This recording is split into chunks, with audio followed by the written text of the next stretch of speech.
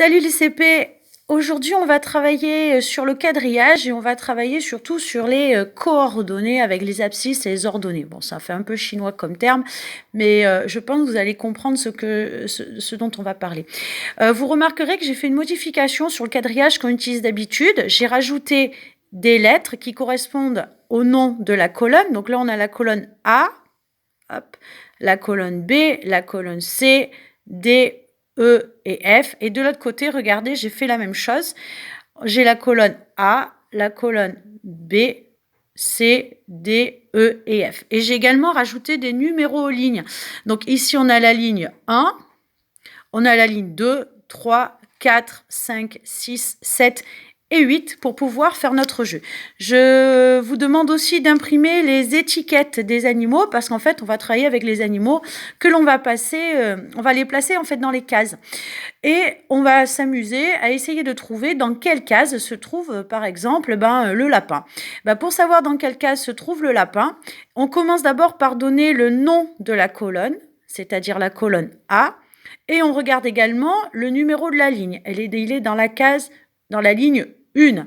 Et on va le noter de cette manière-là. Regardez, j'ouvre la parenthèse, je mets A, virgule 1. Je vais faire la même chose pour le hamster. Le hamster, regardez, je regarde d'abord la colonne, il sera dans la colonne D, je regarde le numéro de sa ligne, 6, et je écrirai de cette manière-là, D,6.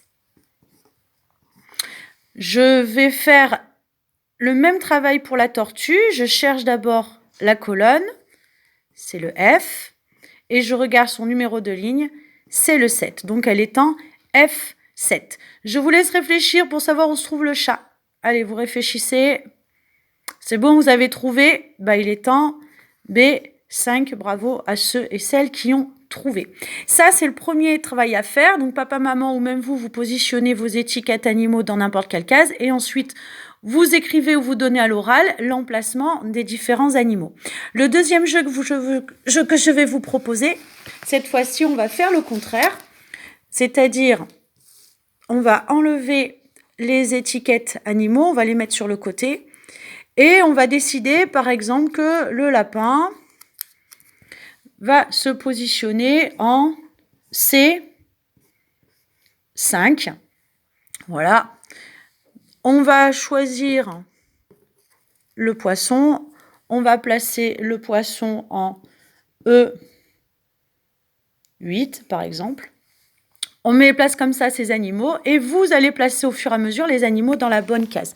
Donc pour placer en C5, on regarde d'abord où se trouve la colonne. Donc votre lapin sera ici et il est sur la ligne numéro 5 qui est ici. Donc on prend le lapin et on vient le placer en C5. Pour le poisson qui est en E8, on regarde d'abord la colonne E, elle est ici, et on cherche la ligne numéro 8, c'est celle qui est en bas, et on vient le positionner.